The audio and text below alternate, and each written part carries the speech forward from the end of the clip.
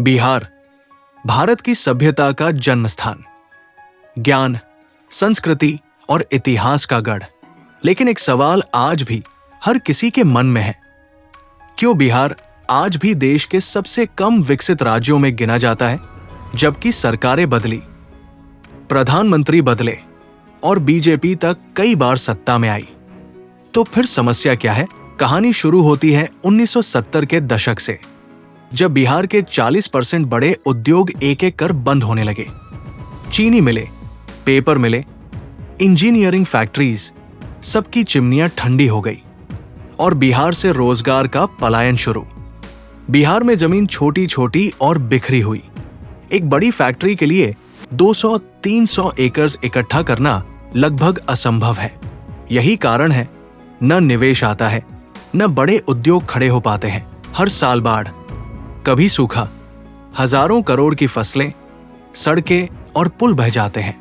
पहले नुकसान की भरपाई करो, फिर विकास की बात करो। चक्र कभी खत्म नहीं होता। युवाओं की ताकत बिहार की सबसे बड़ी पूंजी है, पर स्किल की कमी सबसे बड़ा रोड़ा। उद्योगों को ट्रेन्ड वर्कफोर्स चाहिए, पर बिहार में स्किल बेस्ड एजुकेशन अभी भी कमजोर है।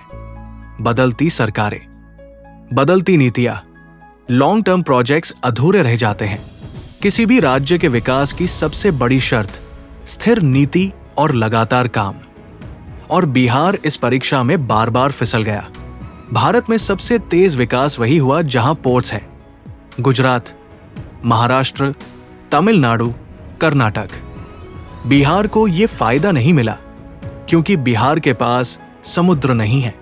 ट्रांसपोर्ट कॉस्ट कई गुना बढ़ जाता है, इसलिए कंपनियां यहां आना पसंद नहीं करती। 1 करोड़ की जगह पर 12 करोड़ लोग। इमेजिन करो, रिसोर्सेज वही, लेकिन जरूरत 10 गुना।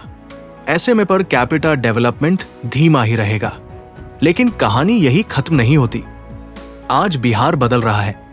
नए एक्सप्रेसवे बन रहे हैं, ब्रिजेस नदियों को जोड़ रहे हैं, और किसान एथेनॉल से करोड़ों कमा रहे हैं। स्किल सेंटर्स खुल रहे हैं और युवाओं में जोश पहले से ज्यादा है।